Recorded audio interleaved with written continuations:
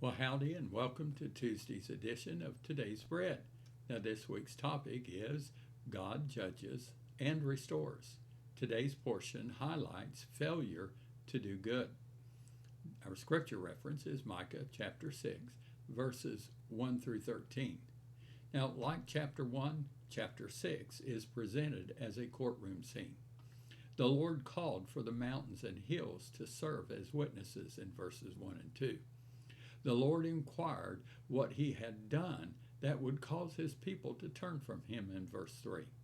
He had dealt graciously with them, verses 4 and 5, redeeming them out of slavery in Egypt, providing leaders to guide them to the promised land, and turning Balaam's curses into blessings.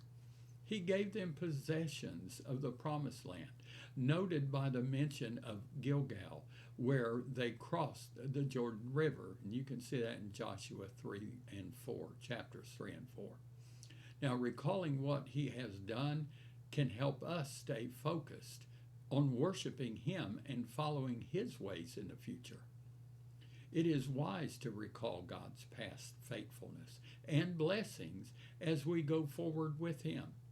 Micah put himself in the place of his fellow Israelites to inquire what needed to be done to regain the Lord's favor, verses 6 and 7. Would making a few sacrifices be enough? Or did God require thousands of offerings to appease his anger? Should those who worshiped idols offer their children as sacrifices? Is that what the Lord wanted? Most assuredly, the answer to these questions is no.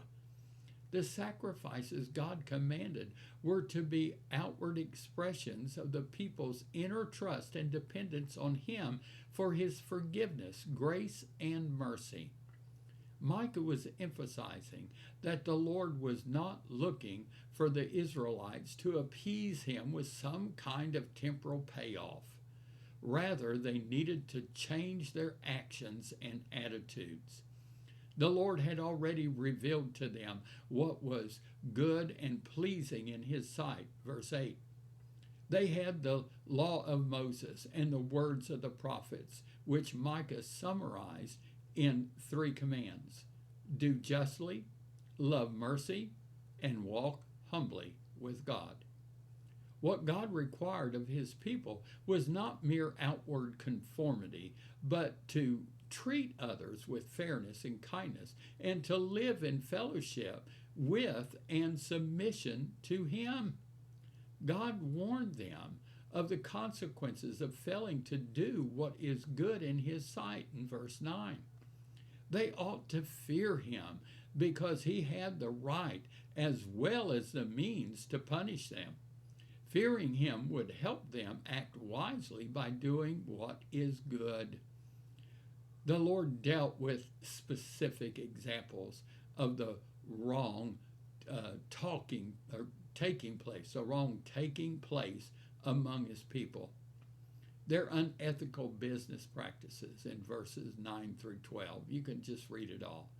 They were cheating others by using dishonest measuring tools. In addition, they used violence to extort people and deceit to deprive them of justice. God's judgment on them for their wrongdoing had already begun in verse 13. Thank you for joining us. Now I want to encourage you to come be a part of God's family. Tuesday's prayer focus is pray that there would be a revival of faith, moral integrity, and a deeper relationship with God in every community. Now remember, Jesus is coming back soon. Now here's Tuesday's blessing. I bless you with God's perfect love that will displace all fears in your life. Now may today's bread strengthen your walk with the bread of life himself.